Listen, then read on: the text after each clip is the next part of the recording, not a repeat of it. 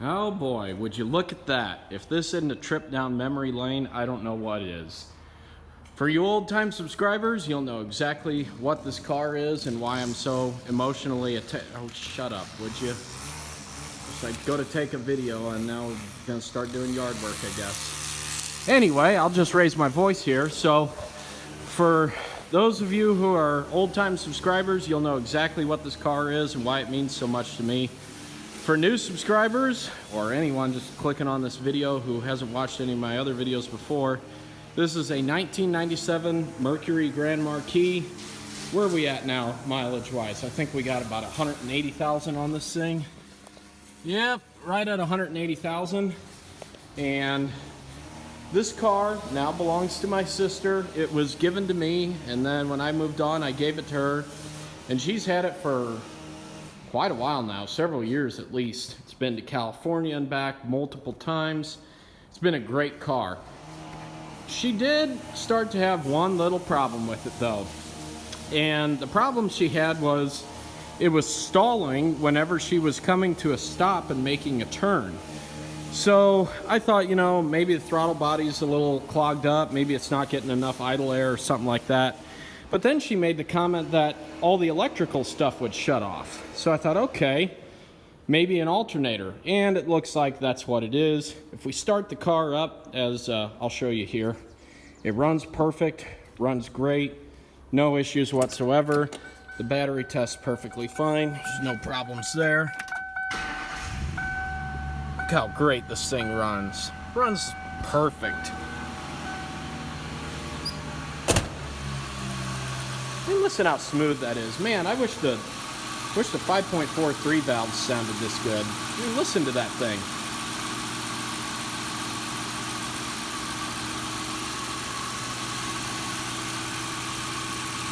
"23, 24-year-old car, still running like that. That's awesome."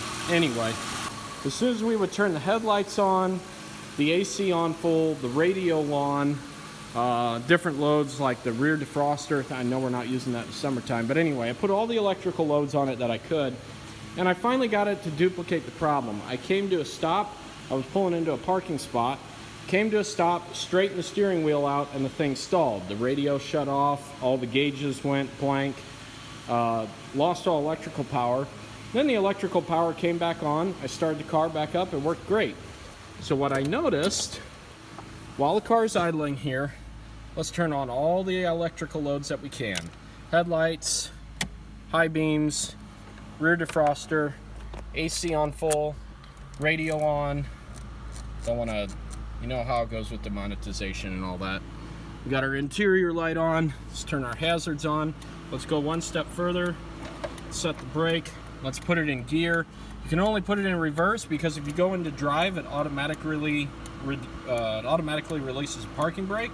That's pretty cool. Not many cars do that. Maybe it's a safety thing, I don't know. But anyway, now look how low that voltage gauge is over there. I would measure it with my voltmeter out there, but it's a little difficult for me to get a good connection and take video at the same time. But I can tell you guys right now that while I was doing this test, it was only measuring about 11 volts. So it's really low. Now we go one step further. Let's start opening some windows, and it just keeps dropping even further. See that? So we're not getting the voltage output of the alternator that we should. And 9 out of 10 times it's just a simple alternator replacement. So I have a replacement alternator, and it looks like, thanks to the really good design that Ford did on this thing, the alternator is going to be really easy to get to. I've got my fingers crossed that all I'm going to need is this 1/2-inch ratchet wrench here to loosen the tensioner, take the belt off, and then we've got two 10mm bolts down there, I believe it looks like, that hold it on, and then one 8mm bolt here, and then a 10mm nut for the cable, and that alternator should come right off. So let's see how this goes with a new alternator. Here we got the negative battery cable disconnected. Belt came right off with just releasing that tensioner, worked perfectly. And I think we've just got 3 more bolts to go, and then this thing is off. 3 more bolts and 1 more nut.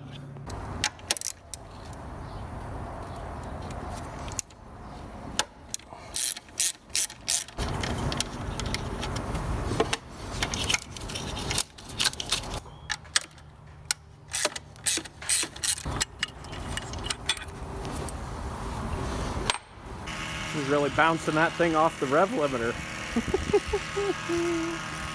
Alright, well these little 2 electrical connectors, 2 bolts down there, 1 up top around, yeah, there it is right there, 1 in the top.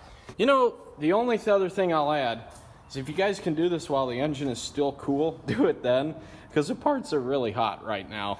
Well, here we go, guys, just a few minutes later, and the new alternator is on, belts on, electrical connections are hooked back up. These are the only 5 tools you need, maybe along with a pair of gloves as well. 8mm socket, 10mm socket, 1/2" ratchet wrench for the tensioner, 3/8" ratchet for your sockets, and a voltmeter. You can also use the end of your voltmeter lead to get the electrical connector tabs off and remove the connectors so that way you don't break them. So simple, super simple. Unlike the 1.5 EcoBoost engine, Ford actually designed this one right. This is a great engine, easy to work on, parts are easy to get. So let's fire it up, see if we've taken care of our problem. You know what might help? If I hook up the negative battery cable. There we go.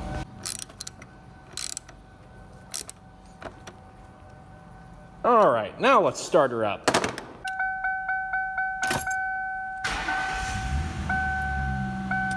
I like to see that voltage gauge up there now. So, let's turn on some electrical accessories and see what our voltage reads after we turn everything on. High beams, headlights, rear defroster, radio, AC on high, hazards. Look at that. That's a lot better than it was before. You can still tell that there's a load on it, but not near as bad as it was earlier. Already, I can tell a big difference in the headlight brightness. These things were a lot dimmer before. They're nice and bright now. And there we go, guys. This is with, well, I had it there for a minute. This is with every electrical load possible on this car.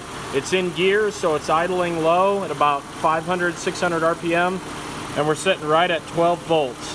Before, this was going all the way down to about 10 or so. So I'm gonna say that we've got problem solved. This alternator is ready for another 180,000 miles. Hope you guys enjoyed this video. If you did, give it a thumbs up. We'll see you next time. Maybe we'll see this car in the future. Hopefully not for a repair, but you know, just passing through. I don't know about you guys, but I think I've earned myself a little ride for doing that work. There we go.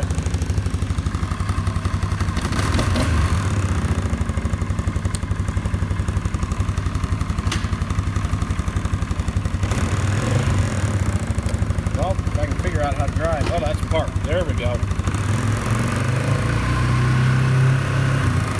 Watch out for the mower. Wow, we got electric power steering on this thing. Nice.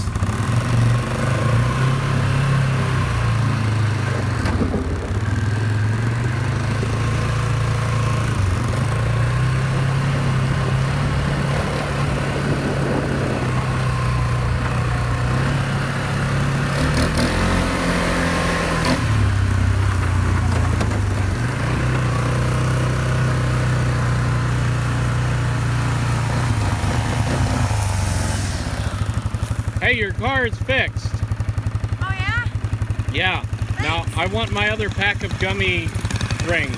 What, lifesavers? Yeah. Gummy lifesavers? Yeah. Well, we better go to the store then. You better do that. In your car, that's now fixed.